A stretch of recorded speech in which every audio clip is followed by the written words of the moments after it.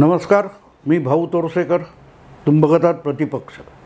मित्रांनो, तुम्हाला आठवत असेल, मला आता तारीख नाही सांगता येणार, पण 8-15 दिवसापूर्वी कधीतरी मी एक व्हिडिओ केला होता की सुशांत सिंग राजपूतच्या संशयास्पद मृत्यूचं भूत कोणी बाटलीच्या बाहेर काढलं वगैरे अशा अर्थाचा किंवा आशयाचा एक व्हिडिओ मी केला होता. आणि त्याचं कारण कोणीतरी अशी एक याचिका हायकोर्टात केल्याचं मला बातमीतून कळलं होतं. अर्थात मराठी माध्यमामध्ये त्याविषयी फारसं बोललं जात नाही. ठाकरे परिवार असेल किंवा उबाठा शिवसेना असेल, शरद पवारांची सुळे पवार काँग्रेस असेल, यांच्या अडचणीत असलेल्या गोष्टींच्या बातम्या होत नाहीत आणि त्यामुळे ती बातमी फारशी माध्यमात नव्हती. आणि त्यामुळे मग ह्याचं पुढे काय झालं अशी माझ्याकडे अनेकांनी विचारणा केलं होतं. तर मी अर्थात ह्या नेहमीच्या दैनंदिन बातम्यांचा पाठलाग करतो असं नसतं, पण ज्या बातम्या माझ्याकडे उडत येतात किंवा कुठून तरी माझ्यापर्यंत येऊन पोहोचतात त्याची शहानिशा करण्याचा उद्योग मी करत असतो. आणि म्हणून तो व्हिडिओ मी केला होता की त्यामध्ये काही पुरावे नव्याने पुढे आणले गेलेत वगैरे वगैरे. असा कोणतरी एक वकील होता, तो त्याच्यासाठी त्याने याचिका केली वगैरे होतं. पण आता नव्या एका याचिकेचा विषय समोर आला आहे आणि विषय परत ज्याच्यामध्ये आदित्य ठाकरे गोवले जातील अशी खुद्द आदित्य ठाकरेंना भीती आहे. म्हणजे आधीचा जो विषय केला होता त्याच्यात आदित्य ठाकरे अगदी अनभिज्ञ होते, त्यांनी त्याकडे वळून पण बघितलं नव्हतं. म्हणजे आमच्या व्हिडिओकडे नाही, अशी जी काही याचिका किंवा जो काही तपास होत असेल तर त्याकडे आदित्य ठाकरेंनी वळूनही ढुंकूनही बघितलं नव्हतं. पण आता हा विषय बोलण्याची एवढ्यासाठी वेळ आली आहे की आता हे प्रकरण परत एकदा कोर्टाच्या ऐरणीवर येत असताना आदित्य ठाकरे यांनी हायकोर्टात धाव घेतली आहे. आणि एवढी तारांबळ त्यांची का उडाली हा चर्चेचा हळूहळू विषय होणार आहे. आणि त्याचं कारण असं आहे मित्रांनो, मी पूर्वी तुम्हाला सांगितलं की ते कुठल्या वेगवेगळे कोर्टातले वकील असतात, त्यांच्या ज्या वेगवेगळ्या संघटना असतात त्यापैकी कुठल्या तरी एका संघटनेचा प्रमुख नेता किंवा पदाधिकारी त्याने ती याचिका केली होती. पण आता आणखीन एक रशीद खान पठाण नावाच्या व्यक्तीने सुशांत सिंग राजपूत आणि दिशा सलियन या दोन्ही संशयास्पद मृत्यूच्या बाबतीत कसून चौकशी झाली पाहिजे आणि ती कोणाकोणाची झाली पाहिजे, कशाविषयी झाली पाहिजे याचा एक प्रचंड मोठी यादीच सादर करणारी याचिका सुप्रीम कोर्टात सादर केली आहे. आणि कदाचित पुढच्या 1-2 दिवसामध्ये त्याच्यावर सुनावणी होण्याची शक्यता आहे. कारण ही याचिका मला वाटते सप्टेंबर महिन्यात आली होती. कदाचित मी ज्याच्यावर बोललो होतो तोच हा विषय असेल का माहीत नाही, पण मला त्या वकिलाचं नाव आत्ता आठवत नाही आहे. मुद्दा असा आहे मित्रांनो की याचिका कोर्टात दाखल झाल्यानंतर त्यावर सुनावणी होण्याची शक्यता निर्माण झाली आहे. कारण तो विषय कुठेतरी लिस्ट झाला असेल हायकोर्टाच्या बोर्डावर आणि त्यामुळेच आदित्य ठाकरेंनी कदाचित धाव घेतली असेल हायकोर्टामध्ये आणि एक हस्तक्षेप याचिका दाखल केलेली आहे, हस्तक्षेप अर्ज केलेला आहे, ज्याला इंटरव्हेन्शन म्हणतात. म्हणजे ज्याच्या नॉर्मली काय असतं की कुठचाही विषय कोर्टाकडे गेला की दुसरी बाजू ऐकल्याशिवाय एकतर्फी निकाल कोर्ट देत नसतं. त्याच्यामध्ये जो आपल्याकडे अर्ज घेऊन आलेला आहे, तक्रार घेऊन आलेला आहे, त्याच्यात त्याने उल्लेखलेल्या सगळ्या बाजूंना त्यांची काय असेल ती म्हणणं मांडू देणं हे कोर्टाचं कर्तव्य असतं. आणि कोर्ट अशा लोकांना नोटिसा काढत असतं की बाबा तुमच्याविरुद्ध असं आमच्याकडे आलेलं आहे, तर त्याच्यावर न्यायनिवाडा करण्यापूर्वी तुमची बाजू, त्याच्यावर पुढली काही कारवाई करण्यापूर्वी तुमची बाजू आम्हाला ऐकायची आहे असं कोर्ट संबंधित लोकांना कळवतं. आणि मग ते लोक येतात न येतात वेगळा भाग आहे.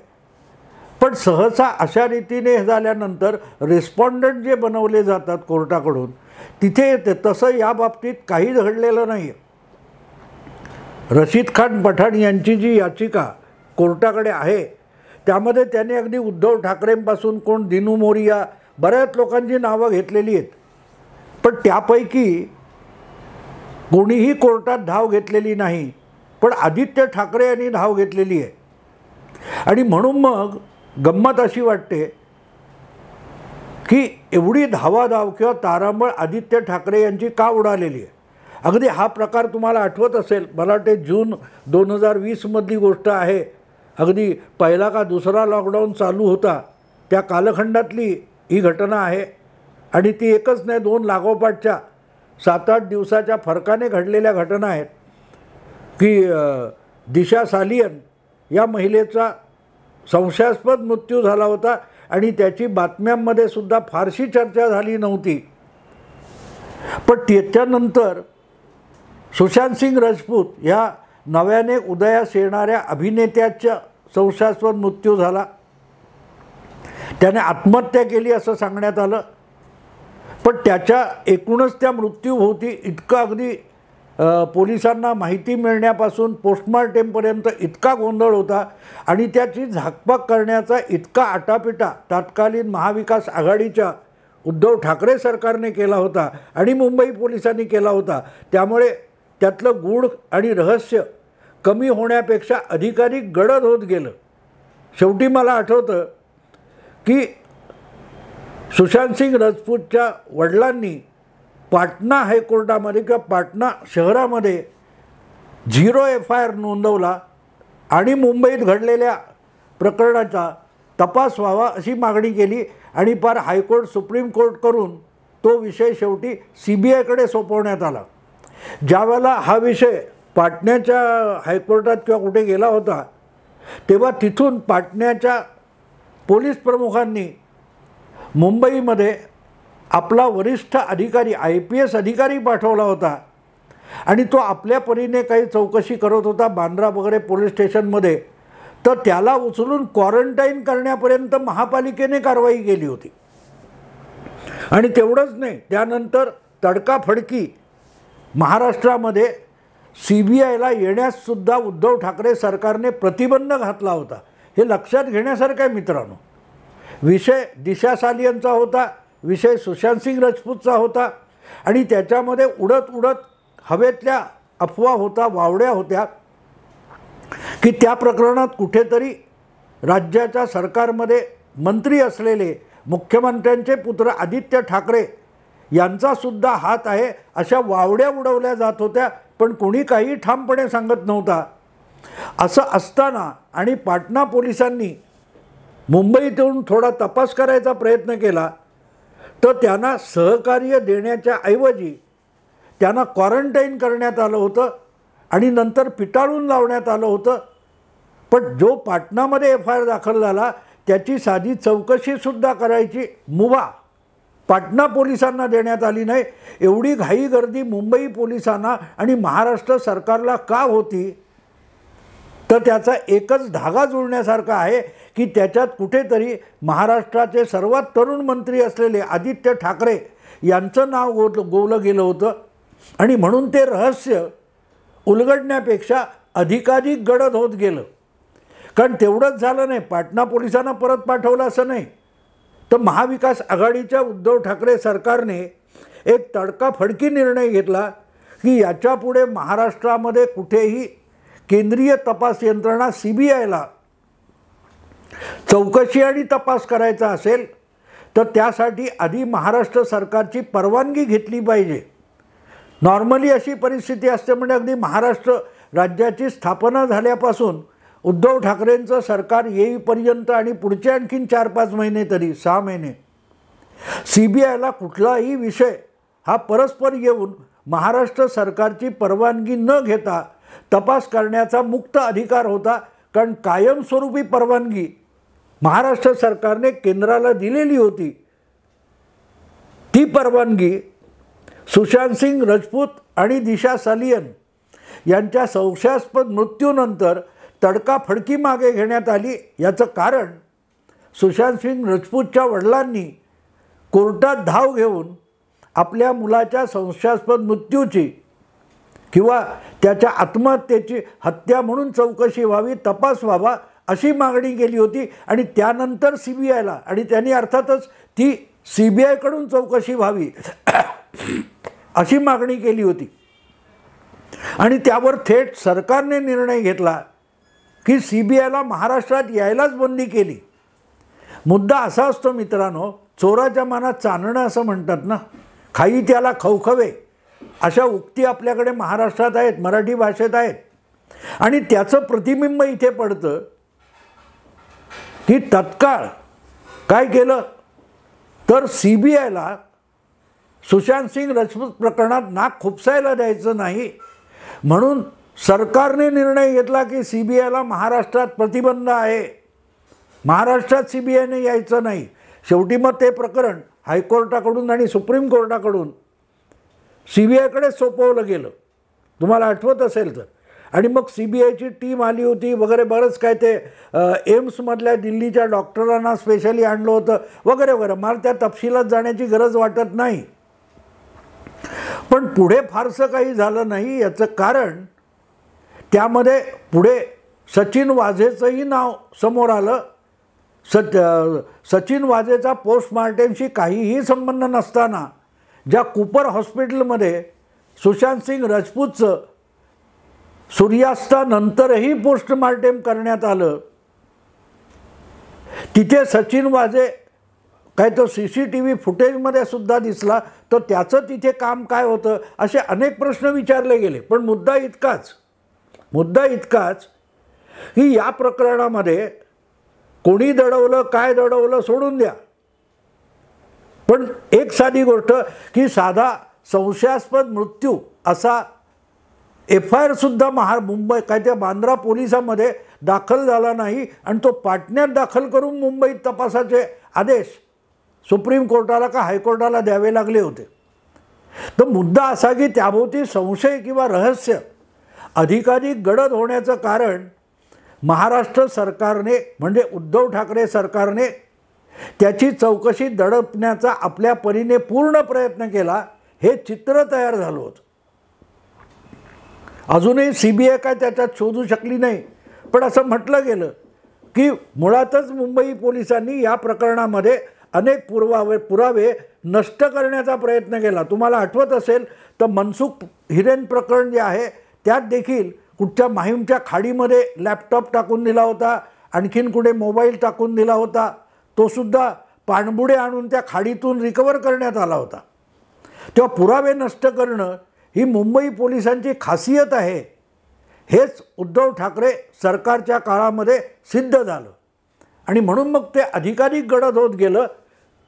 पण मग त्याचा डायरेक्ट सरकारशी किंवा राज्यकर्त्यांशी संबंध काय येत होता, तर एका मंत्र्याचं नाव त्यात गोवलं गेलं होतं.